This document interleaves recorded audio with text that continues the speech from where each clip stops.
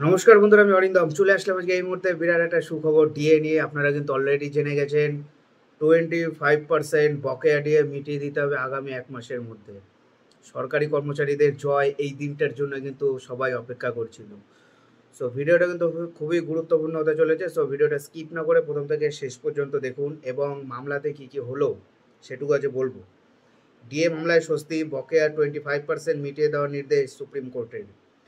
বহু আলোচিত মহার্ঘ ভাতা বকেয়া ডিএ মামলা রাজ্য সরকারি কর্মচারীদের জন্য একটি গুরুত্বপূর্ণ নির্দেশ দিয়েছে সুপ্রিম কোর্ট।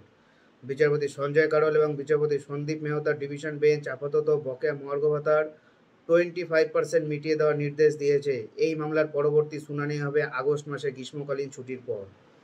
মামলায় শুনানি শুরুতে বিচারপতি সঞ্জয় কারোল বকেয়ার 50% মিটিয়ে দেওয়ার প্রস্তাব করেছিলেন। তবে রাজ্য সরকারের আইনজীবী অভিষেক মনু সিংভি আর্থিক বোঝার কারণ দেখিয়ে এর বিরোধিতা করেন এবং 10% দেওয়ার প্রস্তাব দেন। সব পক্ষের বক্তব্য শোনার পর আদালত 25% বকেয়া ডিএর নির্দেশ দেয়।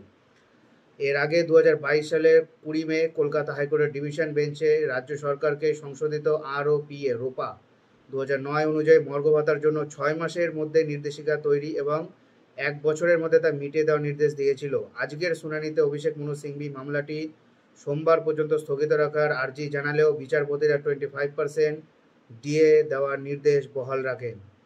আদালতের এই নির্দেশ সম্পূর্ণ বিবরণ এবং পরবর্তী পদক্ষেপের জন্য সরকারি আদেশের কপির অপেক্ষা করা হচ্ছে। এখনও পর্যন্ত কপি এখনও আসেনি।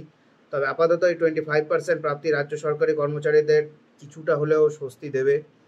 অনেক আন্দোলন করলো, অনেক লড়াই হলো, তারপরে অন্তত 25% আসবে। এইবার দেখা যাক সরকার কি করে।